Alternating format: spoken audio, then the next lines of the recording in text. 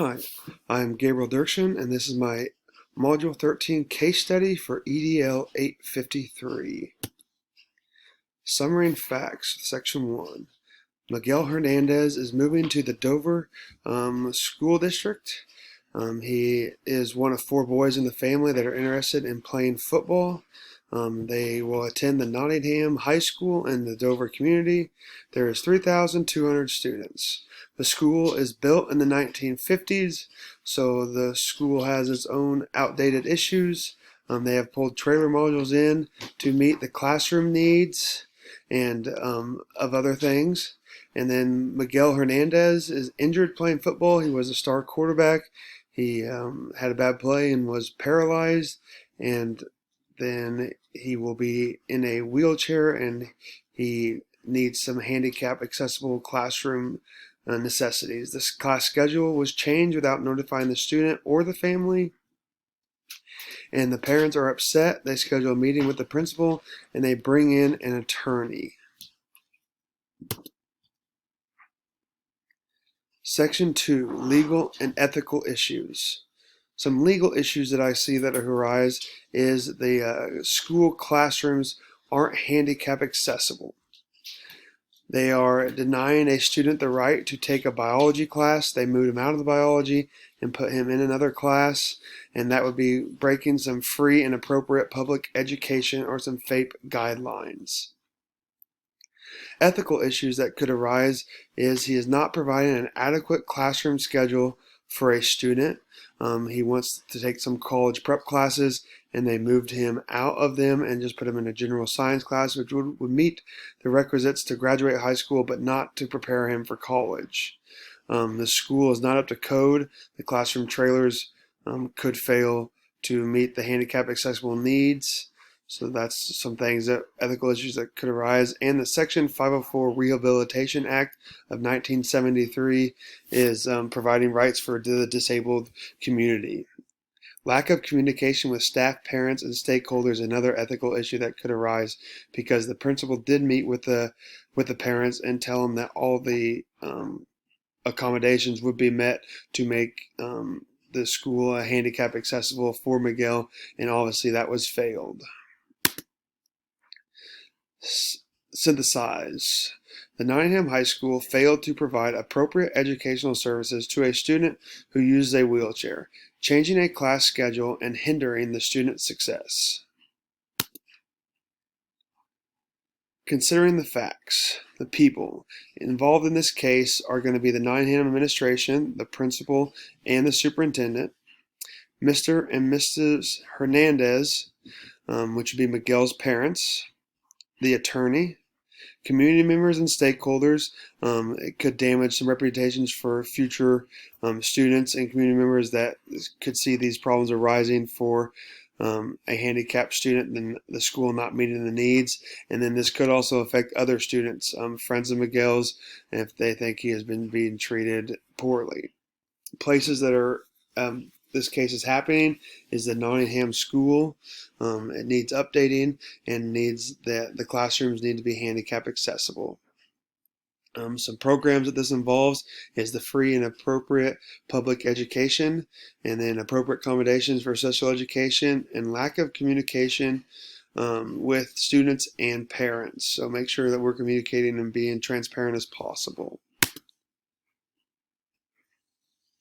Section 5, prioritize the information. Does a school have appropriate facilities to accommodate all students? Communication about student schedule changes.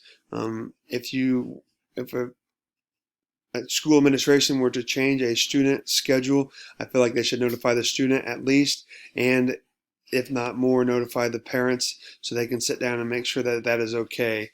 And especially with these circumstances of Miguel just becoming handicapped, just changing the schedule for no reason, that needed to be communicated.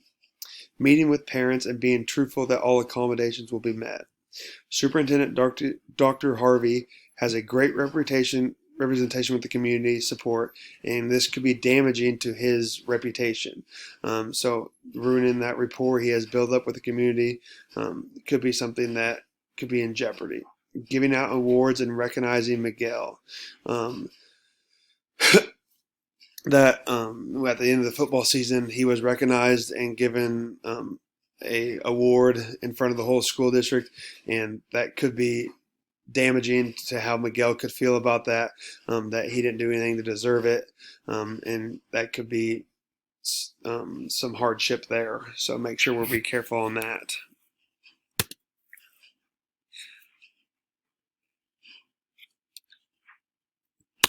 Section 6, options. Option number 1, what the school could do is do nothing. They could face the attorney and the charges and hope the accommodations you have made are enough to prove the free and appropriate public education. Option 2 is they could accommodate with parents. They could take biology in a personal studies class where he would be alone on his own time in a study hall taking that course. And then he could keep the schedule the same and get him back in that biology class. Option 3, he would change the schedule back, allow Miguel to take biology, fundraise in the community to help school facilities so they could reach out to the community, and if any funds need to be met to help make the school handicap accessible, I'm sure the community would help. Work on staff and stakeholder communication, make sure all FAPE guidelines are being met, and avoid a lawsuit at all costs. So make sure that you show the parents that you're doing the best to help Miguel's situation, and that ultimately you just want every student to succeed. Section 7, pros and cons. Pros and cons of option 1 is it's easy on staff. It keeps the rules and regulations that the school put in place when they talked about it the same. The cons is the school will have to fight a lawsuit. It can be damaging to the community and the stakeholders. Option 2, the pros is they work collaboratively with the parents to try to promote student success, tries to make accommodations. Not probably the best situation, but they at least tried to give and take a little bit to make sure Miguel got that biology class.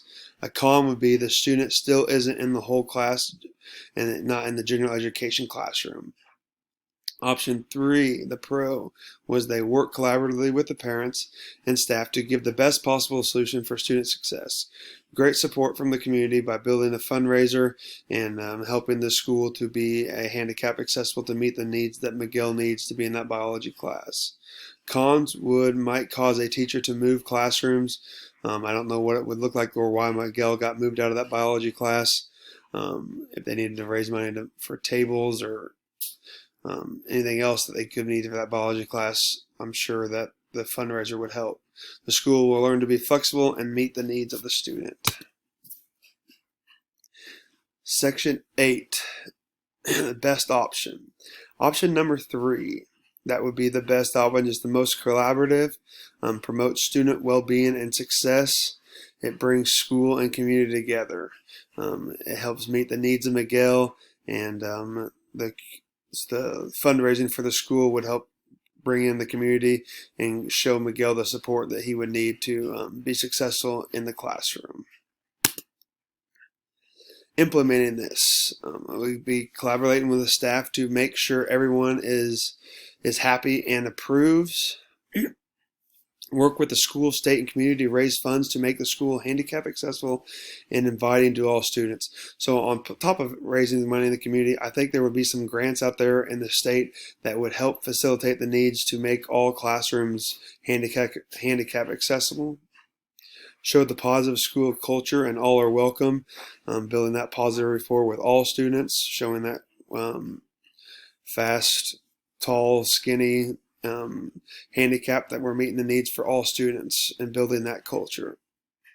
Order all school supplies necessary to make biology possible for Miguel, whether that would be if they have lab desks or whatnot, lab stations, make sure you can get him his own table, any other needs that he would be met, sinks at handicap accessible heights and different things like that.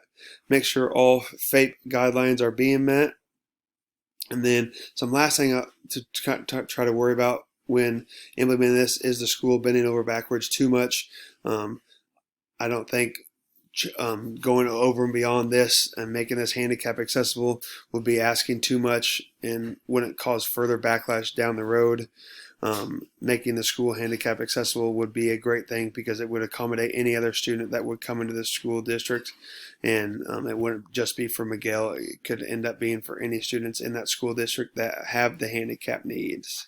So that is my case study for module 13, and the option 3 I would have chose is how I would handle it. Here is my standards and the relevant and the reflection. So you can see all of that. Thank you.